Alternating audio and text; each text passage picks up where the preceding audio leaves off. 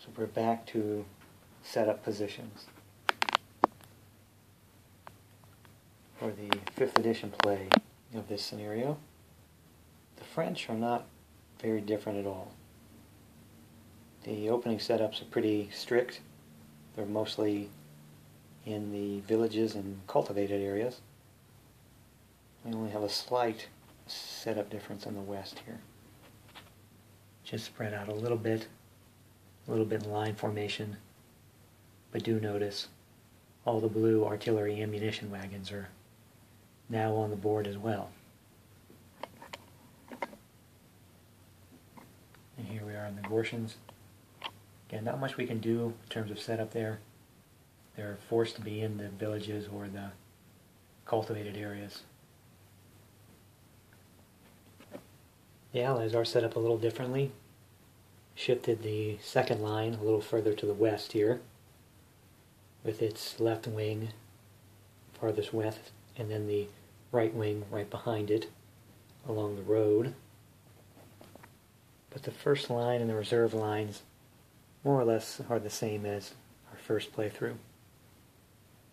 That'll set our opening positions, and now we'll move into the beginning of the gameplay. So the command phase is carried out by both sides simultaneously, but we'll go through them one at a time here. This is just the French organization structure.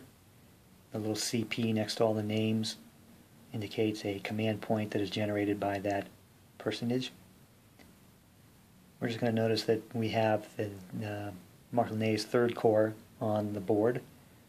All four of these divisions, plus the cavalry brigade. What we do not have is the Marshal, or the Army Commander, or Napoleon. So that means we have no command points at all for the French at the start of this game. And there won't be any command points coming for the duration of the scenario we're going to play. So that means the only things the French can do is try to roll for initiative for this light cavalry leader. Otherwise, we were just going to establish our command status for all of our units and then move on from there. There are art of command markers, but I just opted to use these little white X's to indicate all the units that are not in command. The General of 8th Division is here in the windmill, meaning he can command anyone within 4 hexes. Everyone else is out of command and therefore marked with the white X.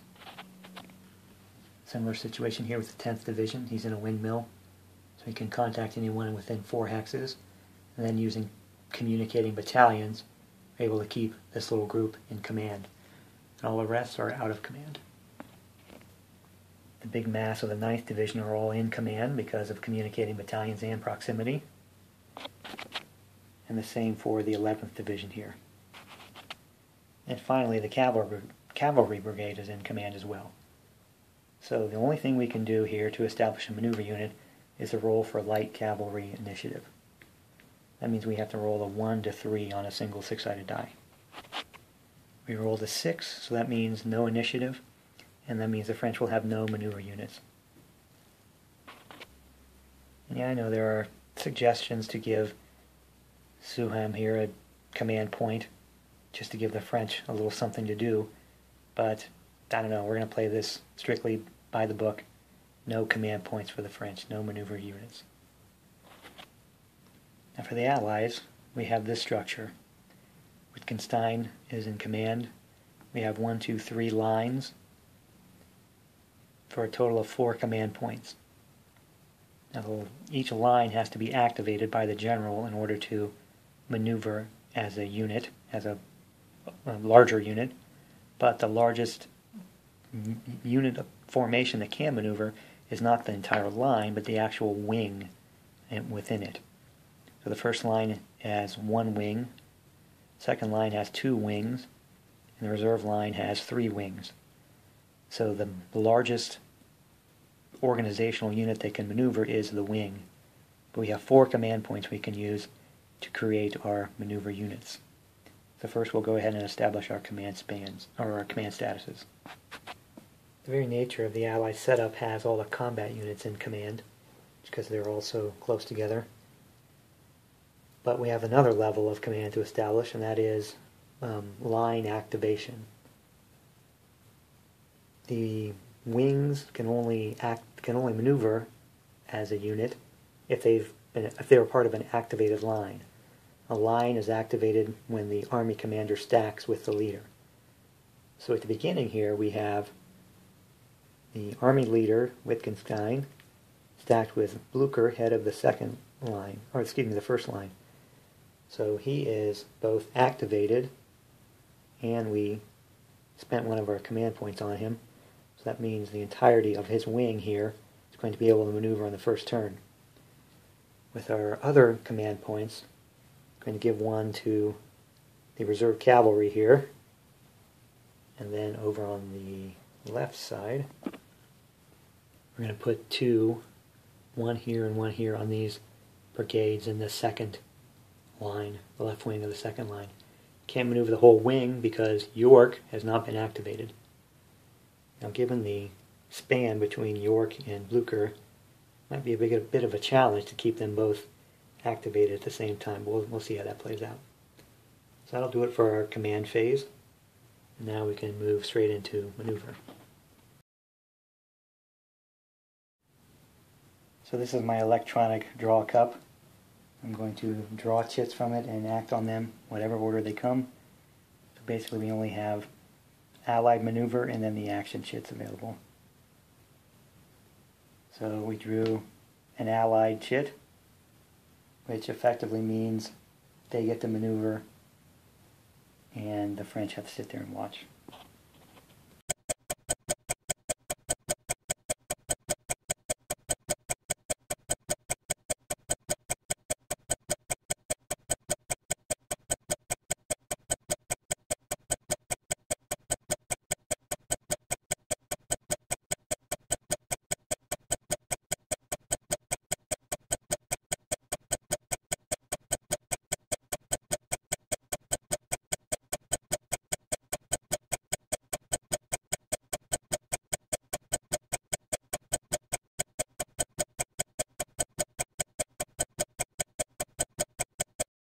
Okay, so that's our maneuver, or our movement I should say, of the Allied maneuver units.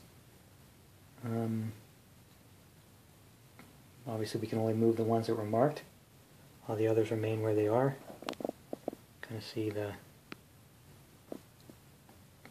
second line over there, still a long way off from the villages. First line and the reserve cavalry. They moved much like we saw in the previous go-through. But the rest of the reserve line is still way back, as well as the second line. And also, the army leaders here, they didn't move because they weren't part of a maneuver unit. Now we would move into defensive fire, of which there's none because we're too far away. Offensive fire, same. Assault and melee, and recovery, and none of those things will happen because we have not engaged yet. So now we'll just call this chit complete. We'll move on and draw another chit. So we'll draw another chit, and that is the regroup chit. So what that means is all combat units that are out of command can move to place themselves into command. So the entirety of the Allied line was in command. Portions of the French units are out of command, but moving them into command may not really help us very much. Now all these units out of command here, if they were to try to regroup towards the general, well, they would basically be stopping somewhere right in through here, 4 hexes away, because once they get into command they're no longer able to move anymore. So that would just pull them away from the central position, so I'm just going to leave them, and effectively that chit is going to be discarded with no activity. Which might very well happen for every chit. We draw the artillery chit. That's for grand batteries and howitzers and the like to fire. We have neither of those. We draw the reinforcement chit. We don't have any reinforcements coming, so toss that one aside. And the last is the leader chit. So all leaders that weren't part of a maneuver unit can now move. Now both sides would do this simultaneously, but we'll have to do it one at a time here. So I'm going to do something that I don't like to do.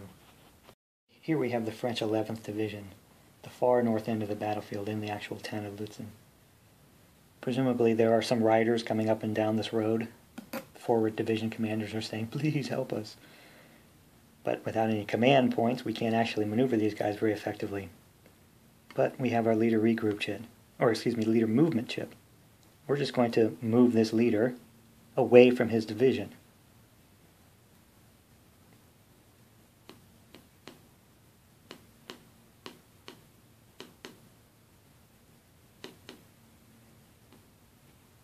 I moved him, frame there, but I moved him way up there. So he just ran away from his division. What's going on?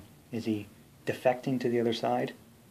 Well, in conjunction with that unit regroup chit, we can basically drag these units along behind a leader who's moving basically in the direction you like.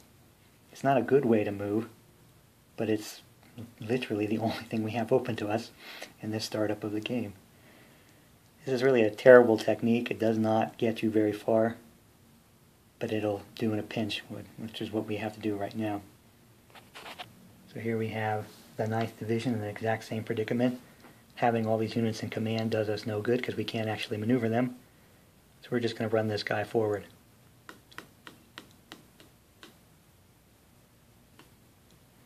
The idea is in the next turn we pull the regroup chit, these units will just move towards him. Not very effectively, not very fast, just till they're in command and then they stop. I think we'll actually use some useful leader movement here. Gerard has an artillery bonus. Having him in the windmill doesn't help very much. We're going to move him over and have him take control of those guns. Now he's moved close to his units, but that doesn't affect their command status until the next turn. And the same thing with 8th Division leader here, just move him up onto those guns. So his little bit of artillery bonus might help out. On the Allied side, we have a similar situation. We have the army leader sitting here, and he's activated one line. He has 2 other lines. It'd be kind of nice to activate some of those lines to get the most maneuver for our command points. Since the second line is way to the west, I think we're going to focus right here on the first line and the reserve line. So that means I need to keep Blucher within a certain distance of this army leader to keep him activated, while at the same time finding the reserve line leader and activating him. So this is a bit of a game. I have to keep this guy within 10 hexes of this guy. I also want to activate that leader right there for the reserve line. So essentially I need to move him to within 10 hexes of him, and stack him with that guy. So then I can get to that crossroads with all these leaders.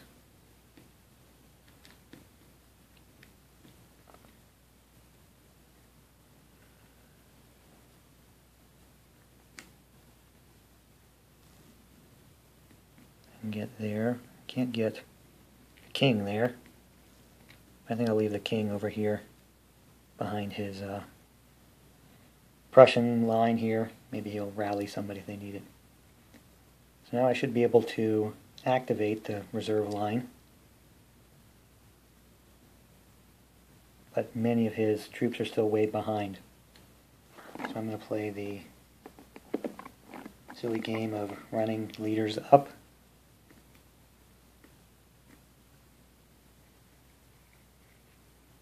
And then having their forces chase them.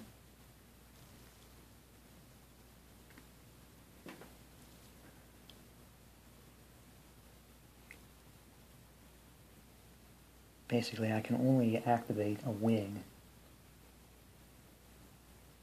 So I essentially have the center wing right here and here. I don't like this at all. I'm too far away to activate the entire wing. They're too spread out. That's what I want to do. I want to push Lanskoy's cavalry. So I'm going to stupidly and slowly advance my other center wing units. The rest of the units I'll just leave back and bring them forward when I need them. So I'm going to call that my... No, wait a minute, I have one more to move. I want to get York, the leader, not the candy.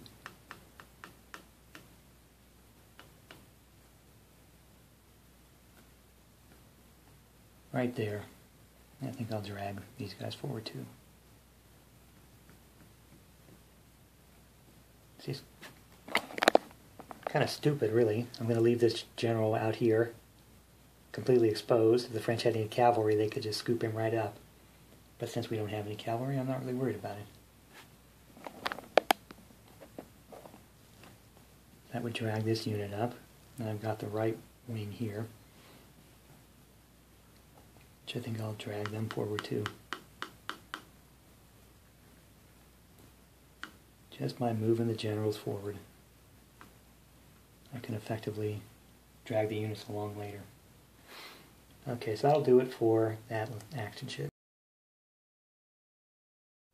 Since that was our last chit in the cup, that would bring us to our turn adjustment phase. And we have nothing to do there, so that basically brings our turn to a close. So we maneuvered no one for the French, except dragging some leaders forward.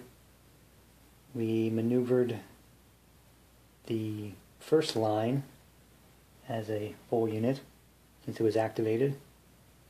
And we spent our command points to maneuver, let's see, the reserve cavalry center wing here, and then the second line, 2 brigades of the left wing. And then on the Allied side, we also dragged some leaders forward, just so their troops will follow them in the next turn. So it was a little choppy, but we maneuvered, and I'm basically trying to follow the same strategy in both of the playthroughs here. And we'll see how it goes next turn. Probably going to be a lot of the same. So I think we'll do the same thing. We'll just maneuver and catch up and then play the third turn.